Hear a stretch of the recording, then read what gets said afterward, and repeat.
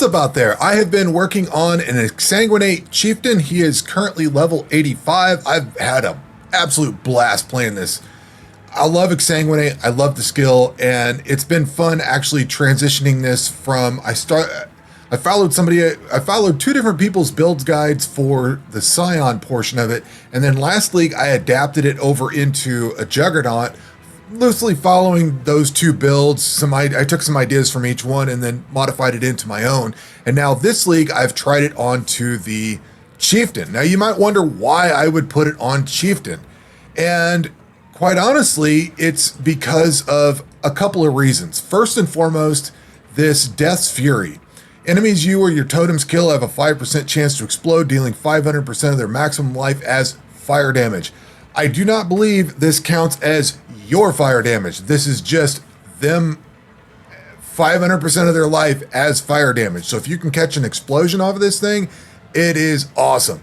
Now, this is typically all fire-based stuff. So you'll see on here that it's 10% increased fire damage, but there is life regen on here, which is what I've taken a part of. The Tukohama Wars Herald, none of this applies to Exsanguinate. Ancestral Call doesn't work. Fist of War doesn't work as far as I understand it.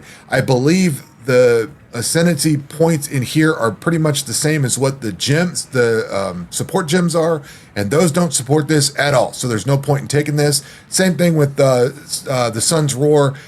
I'm not running War Cry, so this is useless. And the Sun's Light, where you've got damage over time for fire and all, none of this stuff matters. So the ones that I was looking at was Death's Fury.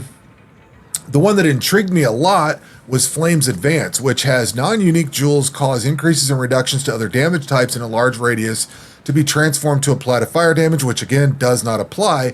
But non-unique jewels cause small and notable passives in a large radius to also grant +3 strength. So I was looking at stacking as much strength as possible because of Iron Will. Strength's damage bonus applies to all spell damage as well. I was curious on how this worked. I don't care how effective it is. I just wanted to see it and try it out for myself. I also took Cleansing Water because modifiers to fire resistance also apply to cold and lightning resistances at 50% of their value, unaffected by Ignite. We're also going to gain some life regen, 15% fire resistance here. I need to finish off. I've tried twice now to do the lab, my final lab. I've died horribly at the last part of it, so I need to do that again. But this will give me another 15% fire res, regenerate point, a little bit more life regen, and then the final one is modifiers to max fire res also apply to max cold and lightning. Which, if I look at my resistances, I'm at 85 fire resistance right now. So if I hit this, I'm at now 90% fire res with 324% overcapped. Let's see what this goes up to. So we're going to do 1406 4 to 1452. So it goes up a little bit on the life regen. So I've got a lot of life regen too. 1406 up to 2067. I've got, we'll get into it. So right now I have 80% physical damage reduction with 24,000 armor. I'm going to bump that up a little bit. We are running Vitality and Determination. With automation, I'll go through all the skills here in a second, but basically it's kind of what I did with Juggernaut. We've got Exsanguinate, we've got Reap, we've got Vulnerability, which took far too long for me to put on. I'm also running Corrupting Fever and Righteous Fire. Now the Righteous Fire does not do fire damage, but it grants 38% more spell damage. So if I look at my tooltip, I'm doing 36,479, and if I equip this, it goes up to 50,000. So there's a pretty significant jump, whether I'm doing fire damage or not, there's a significant jump. And the reason I'm not doing fire damage is because I'm running Cold Iron Point, which has deal no elemental damage. Now, what I'm not sure of is I'm running dual wield daggers, so I don't have two of those daggers. This one here is just a regular Golden Chris. I spent my time through the campaign actually working on the spending currency, like more currency than I would normally spend, looking for particular items. I'm all armor, so we've got armor-based everything, and I actually worked on getting stuff to have, like on these daggers. I spent a bunch of time with these, if I go into here, these are the daggers that I had. Every one of these I rolled to have +1 all physical spells skill gems because that's how you scale Exsanguinate. So I'm getting 4 levels currently. If I ever run across another cold iron point, or when the league's done, I have another cold iron point, that'll make it up to plus 8 levels. So, or plus 6 levels. My bad, plus 6 levels. But I kind of wonder if this dagger lets me still do melee damage. I'm not sure. We'll get into all the gearing here in a second. Let's run a real quick map. Now we come into the map, we hit Corrupted Blood, we hit Righteous Fire. Corrupted Blood is up here. You'll see that thing, it refreshes every time you use a blood skill. Let's see here. And you'll see it's ticking down, corrupting fever, I'm sorry. So it ticks down to 3 to 2, and then it ticks back up. I was wondering why it did that, and it's because I'm running Blood Rage. I think whenever Blood Rage kicks off, that thing resets itself. So I think that's where it's coming from. Okay, we've got this thing to start off. We'll just run one of these real quick. Don't have to do a whole ton of these. Typically what I'll do is relight Corrupting Fever before I start. But we're getting decent clear on this. And I'm not really running Vulnerability all that much. I don't like having to cast it unless I run into a bunch of magic monsters or some uniques or something. I do have a chance of dying. I've definitely died a few times. But I've not died nearly as much as I did with my Tectonic Slam build. And my Tectonic Slam build, I tried going all armor, and it just didn't work out for some reason. I ended up having to put some evasion in there, and that made it feel better. For some reason, this one, it's basically kind of the same, about the same template, if you want to call it that. But for some reason, this feels just fine, and it works fine. It works beautifully. So we'll go clear some stuff here. I'm still leveling this up. That's why I'm not really pushing too far into anything higher. I did try a tier 16 after I leveled up, probably, I don't know, 5 or 6 levels ago. It did not go very well. I ended up dying fairly quickly. I left the Jeweler's Orbs back here. I do have a little bit of magic find on here, and I'm finding that my idea of, or what I found running the incursions was that I was getting a lot of currency out of it and getting a lot of cool stuff. I'm getting a lot of, is that not casting? I was getting a lot of good, decent currency out of it with my Tectonic Slam build. With this build, I've actually got some item find in it, and I'm starting to get a lot of uniques. I'm starting to get a lot of extra stuff. And I was like, I gotta have item find on here or something. And sure enough, I do. I don't know, it just kind of showed up on a piece of gear. I didn't craft it on there myself. It just showed up. So I'm getting a lot of extra uniques, probably a lot of garbage, but I do like collecting them. And, you know, especially something that I don't have. I've ran across some really cool stuff, and I've just about got all my mapping done. I think I'm down to like the last 2 or 3 maps. I've found a few other of the unique ones, so very close to being done with that whole ordeal. Get away from that corpse explosion or Nova or whatever. That stuff always kills me, so I gotta back out. Whether it's this build or whatever, I always run into it. All right, let's see what the bossing is like on this. Did we lose that? So, yeah, there's those guys. So what you want to do is throw off some Exsanguinate. Throw an Exsanguinate out. You'll see that things tick from 0, 1, 2, 3. When those fire, that's that little seal thing. So you fire that off, and it does the little seal, whatever that is. And then while it resets, you throw out a Reap, and you throw some vulnerability on them to begin with. That's pretty much how the build is played. As soon as I go into the level, I fire off Corrupting Fever and Righteous Fire. When those things light off, I just start moving. And for the most part, Corrupting Fever will stay running through the entire map because Blood Rage spends life. There's a life spend that refreshes this. Buff duration is refreshed after you spend a total of 239 life. And if we look at, where do I have that? Blood Rage should be over here.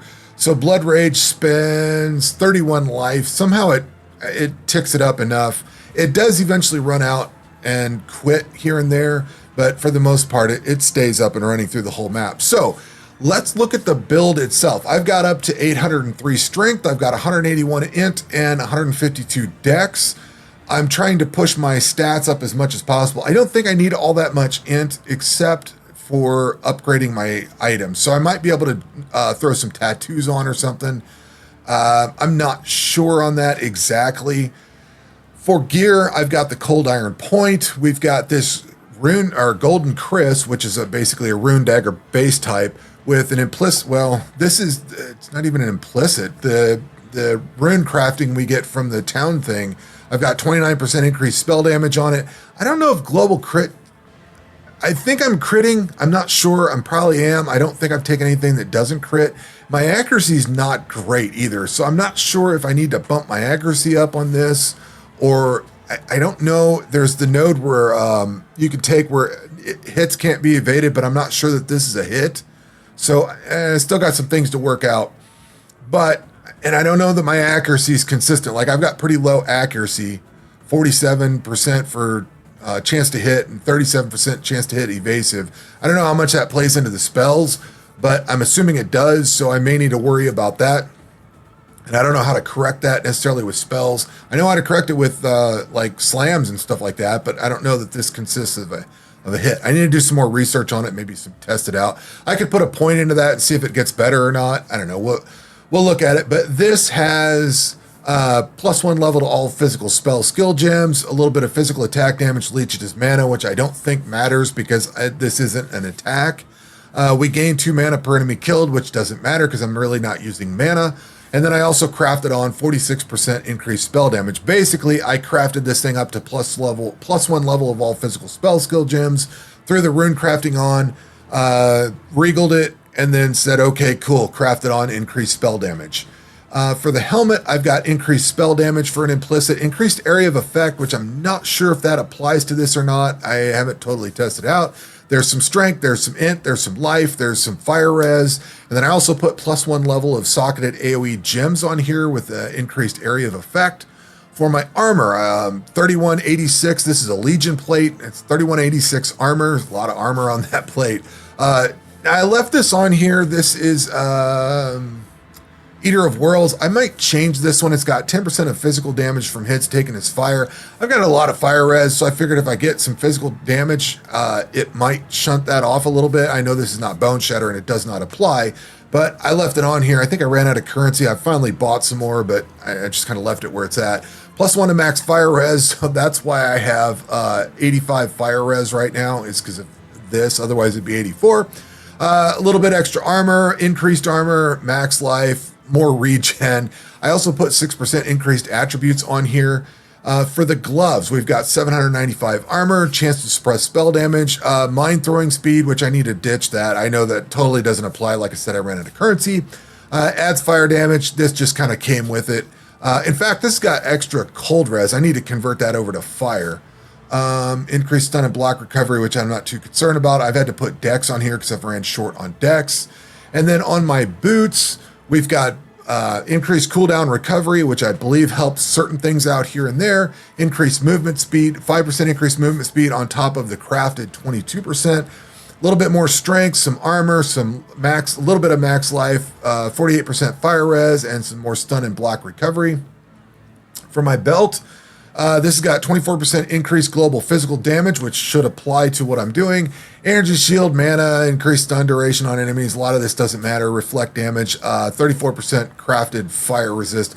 I should redo my belt at some point. In fact, this is probably still item level 34. That is definitely a campaign belt. I can totally get that upgraded. A couple of flasks. I decided to start running 2 life flasks to get through the... I need to do another lab run. I need to do that final lab run, and I'm going to do 2 flasks on this. That's what keeps killing me. I run out of life flasks, so I'm going to put that on. Of course, we got Quicksilver, Ruby Flask, and Basalt Flask for more armor. Skills, we are running Vulnerability with Life Tap and Increased Area of Effect. Over here on my helmet, because I've got this +1 level of socketed AoE gems, I've got all my AoE stuff over here. So Righteous Fire comes off of here, Determination, Vitality, those are all AoE, so they get +1 level from this, and any of the other stuff, like this Determination's a physical skill, so it gets plus 3 levels from 4 levels from my gear. Dash is on here. I didn't have anywhere else to put it. I probably should switch out to something besides Dash, but it's kind of the one I've used, so that's where it's at. We've got Corrupting Fever with more duration and brutality. The more duration actually makes this run longer. I think it's a default of like 4 seconds or something like that. Base duration is 6 seconds. I'm sorry, 6 seconds. With more duration, it goes up to 8. And that just gives it more time for Blood Rage to kind of kick up. And as long as you're kicking off Reap or Exsanguinate as well as Blood Rage, you're more than keeping up the life requirement to keep the Corrupting Fever going. And it also takes advantage of the plus 4 levels, so this is leveled up quite nicely. I ended up buying a bunch of GCPs. I traded off a Divine for a bunch of those. I'm going to go through and level a lot of these up. I'm waiting for some of these gems to start hitting level 20, some of the support gems, so I can run those up and then see what's left. I got to finish that off. Down here, we've got Automation with Phase Run, Blood Rage, and Molten Shell. And then over here, we've got Reap with Controlled Destruction, Cruelty, and Brutality. For my Exsanguinate, I've got this one all qualitied up. I went ahead and spent the quality points on it. I knew I was going to use it a lot anyway, so I put that in there. We've got Chain Support, Cruelty, Brutality, Unleash, and Controlled Destruction. So that pretty much rounds out the entire build. On the passive tree, we looked at the Ascension part a little bit earlier. So with the Ascension part, I am incentivized to try to use jewel sockets as much as possible. So I'm coming over here and going to pick this last jewel socket up. That's about the only ones that I have left over. I'd have to come way over here to pick this one up, and it's nowhere in the neighborhood. I was looking at this, I was already here, and it's only like 1, 2, 3, 4 away. So that's fairly close. I kind of considered coming up somewhere like over here and maybe picking some stuff up here. I don't remember what I was looking at, but like here's increased life and stuff like that, mana regen. I don't know. It's a little bit out of the way. I don't know that I'm going to go up there. Basically, we start off over here on armor and max life, come down here through strength. Obviously, we're going to come down and pick up +2 to max all elemental resistances. We're also going to get +5 res there. We're going to get +1 to max fire res here. Basically, I started off coming through Warrior's Blood, Heart of the Warrior, and Born to Fight, and then at some point I came over this way and picked this stuff up. I think I ran through +5 Ellie res, +15 over here at some point for Diamond Skin, because I want as much elemental resistance as possible, because that increases my regen rate significantly by going through there. There's also a regen here. There's regen and a bunch of regen off Robust. Of course, you get another +5 over here. Came through this strength node to pick up Juggernaut. At some point, I came down through to Utmost Might, and in Utmost Might, I took 5% increased attributes. This helps with all your attributes, so it lessens a little bit. You still run into some dex issues and some int issues here and there. That's why I've got these 230 pointers picked up here. But these also come into this jewel socket, so I also get another 6 strength off of those. And then I came up through Bloodless to pick up Soul of Steel. This adds another +1% all max Ellie res with some extra armor. Let's see here, jewel socket down here. We've got Barbarism, we've got Hardy. I think I had this strength node at one point and I backed out of it. We came up here to Nomadic Teachings for +2 all max Ellie res. Now I did take Arsonist. You may think this is stupid because I don't do fire damage, but it's got a life regen on it. I get some +3 to strength, and it's also got another big life regen over here. Regenerate 1 life per second for each 1% uncapped fire res. So I know I'm not doing fire damage. These are probably wasted nodes. I'm gaining a slight amount of strength off of it, but I get a lot of regen because of taking that. So I ended up picking that up. I came up here to Sanctity. This one, because it's in here, it's got extra armor. I don't care about the energy shield, but it's got life regen, strength and int, and I get additional strength because it's in that radius. I've also picked up combat stamina with +1 all max Ellie res over here. We've got Tireless for reduced cost of skills with max life and things like that come off of it. And then we picked up all the strength up here to pick up Spiritual Aid, which increases to and reductions to minion damage also affect you. And let's see here. I've also got Surge of Vigor, so every 4 seconds regenerate 15% of life over 1 second. And then, of course, we took this Jewel Socket. So for this Jewel Socket, it's got a little bit of lightning res. That's just an unfortunate crafting mistake. I don't care about it that being there. I didn't intend for that. I took the increased physical damage. There's 14% increased physical damage. It also came with 12% fire and lightning res. I decided to keep the fire res, so the lightning res is just a little bit of bonus on top of it. This one has physical damage over time multiplier, increased cast speed with fire skills, which again doesn't matter, but it's also got increased life. So I had increased life and fizz damage over time, which was good, but then I regaled it and it threw the cast speed, and I was like, all right, whatever, it doesn't matter. I'll probably re-roll these to something better, hopefully.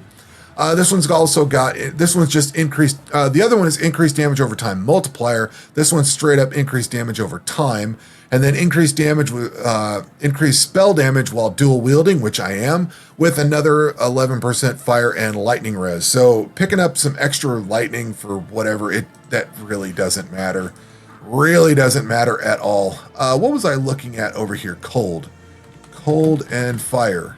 I do not have enough. I'm gonna have to go in and work on that. But if I turn this around, convert this cold res over, that's another 40-ish% fire res that'll go on top of that. And I believe I now have some of these. I have a little bit. I could try and re-roll this stuff. I won't bore you with this right here. The dex is what's holding me back, I think. Yeah, the dex is what's really causing this to be an issue. But I'm gonna re-roll these and I'll go work on getting some more harvest juice and re-roll this so that it's fire resistant. That way I get a lot more regen. As far as what I'm looking forward to in the future, we are currently level 85, so 86 and 87 is going to go here. I am considering what to do with this. Because this is going to put a radius on here, I know they'll overlap a little bit, but none of the nodes are going to overlap. So we're at 85, so there's 86 and 87. And then I noticed that 88, 89, 90, 91, 92, this has got plus 50 armor, plus 20 strength, plus another 16% increased fizz damage. And then each one of these would be an additional 3 strength, plus another 3 strength from all of these over here. So it would add a little bit more strength on to this. How much does strength make a difference? It's not terribly great. It's not terribly bad. It's just, it is what it is. It's like I said, it was just something that I wanted to experiment with. But what I did figure out is that if I take one of these jewels over here and we take that out, if we look at my tooltip here, I'm doing 34,678. That is not using any of these as plus 3 strength. So 34,678. If I socket this blank jewel in here, 34,678 becomes 35,353. So that's gaining 3, 6, 9, 12, 15, 18, 21. Well, more than that.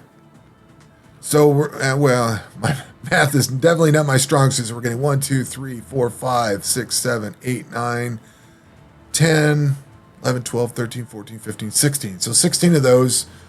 That's 30. Brain broke, but what little, you know what? We could probably look at it right here.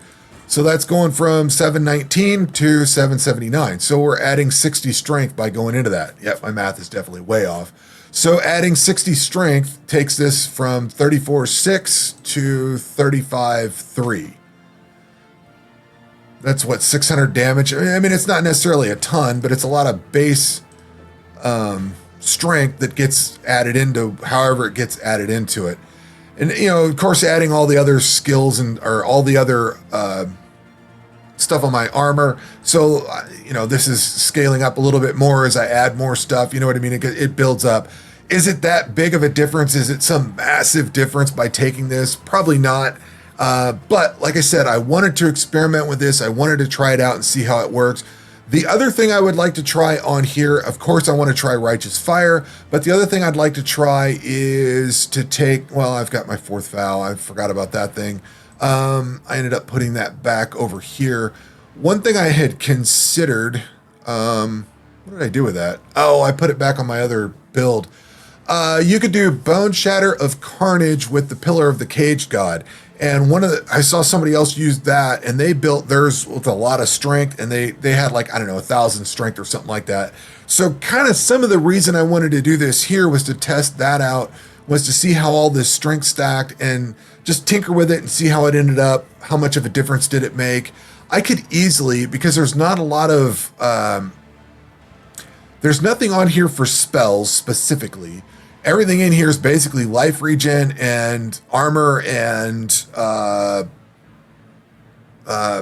that scale that. Maybe damage over time. I've got a little bit of damage over time somewhere in here. Well, mostly coming off of, well, this. Physical damage over time over here on Veteran Soldier and Relentless. Well, no, I'm sorry, just Veteran Soldier. Yeah, so I could theoretically swap these jewels out and just try the build as is and see how it worked, because the weapon would be my 6th link, and I could throw Bone Shatter of Carnage onto that.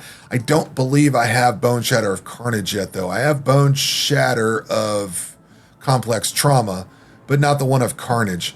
So I could probably leave this alone and just swap the weapon out and try that out and see how it goes, because this is pretty much the template that I would use for Bone Shatter of Carnage for the most part, probably. Mostly because of taking this one ascendancy part here, that all the small and notable passives gain +3 strength. So I would be looking to I don't know that I would go up into minion damage necessarily, but I would probably be taking stuff like this. I might invest into energy shield, because there is some nice energy shield stuff here. There is some spell damage over here somewhere. I saw that 20% increased spell damage with some more strength and int. I could path over to this. The only problem is there's increased fire damage and int and stuff like that. A lot of things that just don't really apply. So anyway, this is the way I've got my build turned out at the moment. And I would probably do a lot of the same things with the Bone Shatter of Carnage one. Although that would let me go into staves over here, wherever staff is. I thought there was some staff somewhere around here. Probably not. It's probably up around the bend. But at any rate, that is my Exsanguinate Chieftain. I am really pleased with it. It's level 85. It is very smooth sailing up to this point.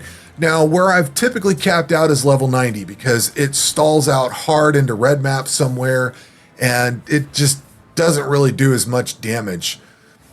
We'll see what this one does, how it scales up. You've seen what I plan on doing for the next few points. We'll see where that goes, and we'll see how it ends up. I'm really enjoying the skill. I've sank a lot of time into it. How much time have I played on this so far? Only 17 hours, really, to get this that far. It's kind of breezed by, to be honest with you. It took about 10 hours to complete the campaign, which is my usual, and I don't know, it's been a lot of fun. I've spent a lot of currency on this build. It is not something you would league start, because, I mean, you could league start this one if you wanted, because you would just be crafting these gems, or the +1 level of all fizz spell up until you get the Cold Iron Point. So you could league start this. I am in trade league, so I could try my first ever trade and try to get a Cold Iron Point, but I'm not going to worry about it. I would rather farm my own gear, and then I've farmed it. But anyway, that's going to do it for this video. We will catch you on the next one. Take care.